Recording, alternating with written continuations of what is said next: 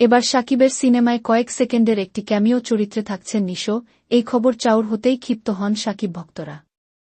তাদের দাবি, শাকিবের সিনেমায় নিশোর কোনো ক্যামিও থাকবে না।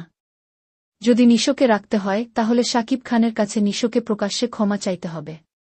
কয়েকদিন ধরে সোশ্যাল মিডিয়ায় এ নিয়ে শোরগোল চলছে। শুধু তাই নয়, এটাও জানা যায় নিশোর ক্যামিও থাকার বিষয়টি শাকিব নিজেও ভালোভাবে নেননি। বিশেষ করে তাকে না জানিয়ে যখন নিশোকে রাখার সিদ্ধান্ত নেন রাফি।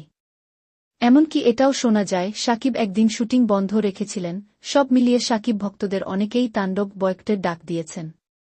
কেউ কেউ বলছেন শাকিব খানের সিনেমা মুক্তি পেলে ৫ থেকে ৭ বার করে ভক্তরা দেখে থাকেন। কিন্তু যে অভিনেতা নতুন সিনেমায় এসেই শাকিব খানকে নিয়ে কটাক্ষ করেছেন, তিনি যদি শাকিবের কাছে ক্ষমা না চান, তাহলে ভক্তদের একাধিকবার সিনেমাটি দেখার আগ্রহ থাকবে না। বিষয়টি নিয়ে চুপ ছিলেন তাণ্ডব নির্মাতা রাফি। তবে শনিবার এ বিষয়ে আলাপচারিতার একটি অডিও ফাঁস হয় অন্তর্জালে, যা মুহূর্তেই ভাইরাল। যদিও অনেকেই বলছে এসবি সিনেমার প্রচারণার অংশ। বলা প্রয়োজন, নিশো ছাড়াও তাণ্ডব সিনেমায় আরেকটি ক্যামিও চরিত্রে দেখা যাবে অভিনেতা সিয়াম আহমেদকে।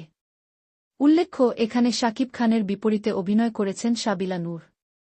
এছাড়াও আছেন জয়া আহসান, এফ.এস. নাঈম, রোজি সিদ্দিকী, ডাক্তার এজাজসহ অনেকে। ঈদুল আজহা উপলক্ষে শাকিবের এই সিনেমাটি দেশের সর্বাধিক সিনেমা হলে মুক্তি পেতে যাচ্ছে।